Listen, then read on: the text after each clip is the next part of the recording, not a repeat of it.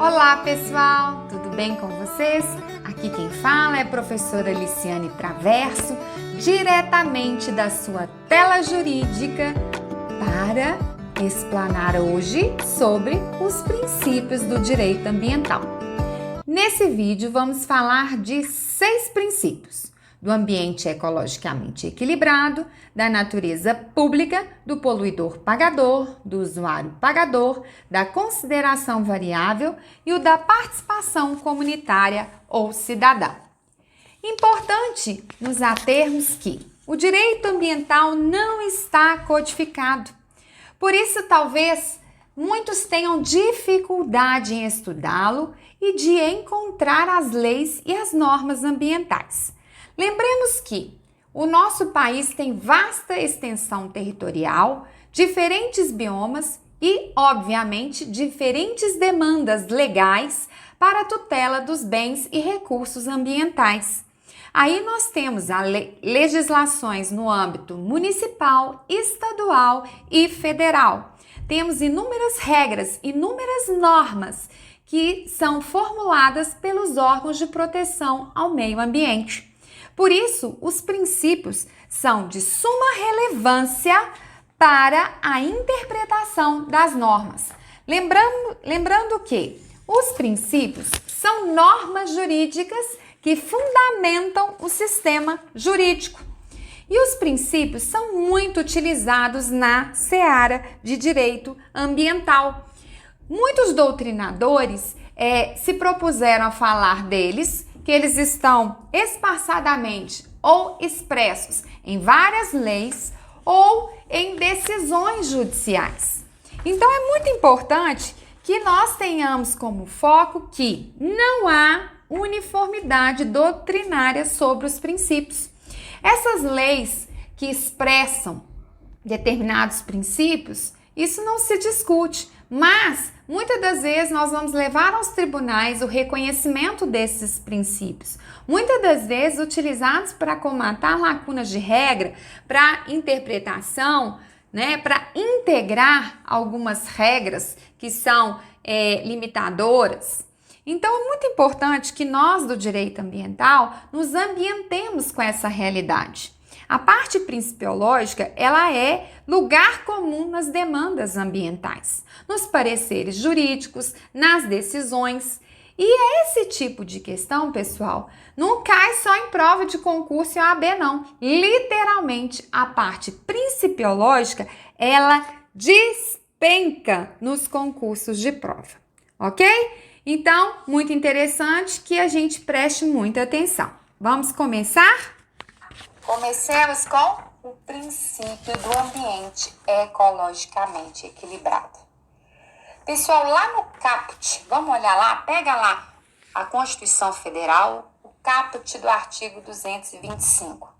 Diz que todos têm direito ao meio ambiente ecologicamente equilibrado, porque é um bem de uso comum do povo, essencial à sadia qualidade de vida, ok? Então, olha que importância é que se assegure um ambiente em equilíbrio. Um ambiente em equilíbrio é um ambiente sano, é um ambiente que propicia a vida com dignidade. Quando a gente entra num ambiente que a gente percebe o desequilíbrio, não tem como ter uma vida saudável nessa ambiência. Imagine a situação de pessoas em ambientes em que são expostas a várias pressões e principalmente as questões ambientais em relação a cheiro, odor, ruídos. Isso tudo vai afetar o quê? A vida digna, com qualidade. Então, esse princípio do ambiente sano, equilibrado, é de suma relevância. Toda vez que nós percebemos um desequilíbrio no meio ambiente, automaticamente afeta-se a qualidade de vida, não só de seres humanos, mas também de fauna e flora. O segundo princípio é chamado da natureza pública ou da obrigatoriedade da proteção ambiental. Ele também foi consagrado aí no caput do 225, porque quando o legislador coloca, o constituinte coloca que todos têm direito a um ambiente equilibrado, porque é um bem de uso comum do povo, essencial, sadia e qualidade de vida, e impõe ao poder público e à coletividade o dever de preservá-lo e defendê-lo para as presentes e futuras gerações. Nós vamos perceber que a administração pública, os órgãos públicos, eles que têm o poder de fiscalizar, de acompanhar os estudos de impacto ambiental, as avaliações de impacto ambiental, os estudos de impacto de vizinhança, ou seja, de toda magnitude e demanda de estudos específicos na seara ambiental, eles que têm o poder de regulamentar e de acompanhar o cumprimento das normas, das regras, e também o próprio termo de ajustamento de conduta que o próprio Ministério Público, enquanto fiscal da lei, pode propor àqueles que não estão em consonância com a legislação ambiental. Então, a gente percebe que tem essa natureza pública. Mas é importante também nós chamarmos a atenção que o direito ambiental, ele não faz parte da classificação dicotômica clássica do direito.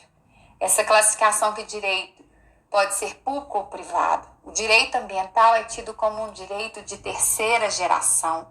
O titular da ordem ambiental, um grupo de pessoas, presentes e futuras gerações, então ele não tem essa classificação de um direito público ou privado. Esses direitos de terceira geração materializam os poderes de titularidade coletiva, que são atribuídos genericamente a todas as formações sociais, como o princípio da solidariedade.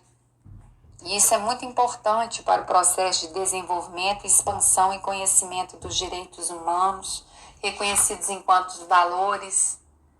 E a gente percebe que o direito ambiental tem a missão da tutela e valores que não podem simplesmente restringir a um grupo de pessoas, mas a todas as pessoas. Tá? O terceiro princípio que nós temos é o princípio do poluidor-pagador, ou predador-pagador, ou da responsabilidade. As pessoas que utilizam dos recursos naturais e se causam dano, prejudicam a ordem ambiental, elas devem pagar por isso. Quem polui, paga. Nós temos diversos dispositivos legais, constitucionais e infraconstitucionais que asseguram esse princípio. Vamos ler lá? Artigo 225, parágrafo 3º da Constituição. Olha lá, pessoal. As condutas e atividades consideradas lesivas ao meio ambiente sujeitarão os infratores, pessoas físicas ou jurídicas, a sanções penais e administrativas, independentemente da obrigação de reparar os danos causados. Aí a gente vê, então, a obrigatoriedade de reparação. Aquele que polui tem que pagar e ressarcir. Lá no artigo também 4º, inciso 7º, e artigo 14, parágrafo 1º, da Lei 6.938 de 81, que é a Política Nacional do Meio Ambiente, também vai atribuir essa responsabilidade objetiva, que independente de ressarcir, independente da culpa, de ter que comprovar a culpa, a responsabilidade é objetiva, é o risco da atividade, é o risco do negócio nas questões ambientais. Então, quem polui tem que pagar, não o inverso. Já que eu pago, eu vou poluir. Ninguém tem o direito de poluir. Inclusive, quando nós temos situações de empresas que estão regularmente em dia com a legislação, com os estudos ambientais, e mesmo assim o dano a acontecer, elas serão responsabilizadas, porque ninguém tem o direito de poluir. Quem polui tem que ressarcir. O bem ambiental, ele é pertencente a todos. Já o princípio do usuário pagador, as pessoas que utilizam recursos naturais devem pagar pela sua utilização, mesmo que não haja poluição, né? Nós vamos ver, por exemplo, quem utiliza de um recurso natural, água. Então é muito importante, esse princípio já foi consagrado pelo STF, pela uma ação direta de inconstitucionalidade, a 3378, de 9 de abril de 2008. Nós vemos também o respaldo legal lá no artigo 4º, inciso 7º da Política Nacional do Meio Ambiente. Então, aquele que utiliza de um recurso ambiental, de um bem ambiental, deve pagar por ele. Temos agora o princípio da consideração da variável ambiental no processo decisório de políticas de desenvolvimento.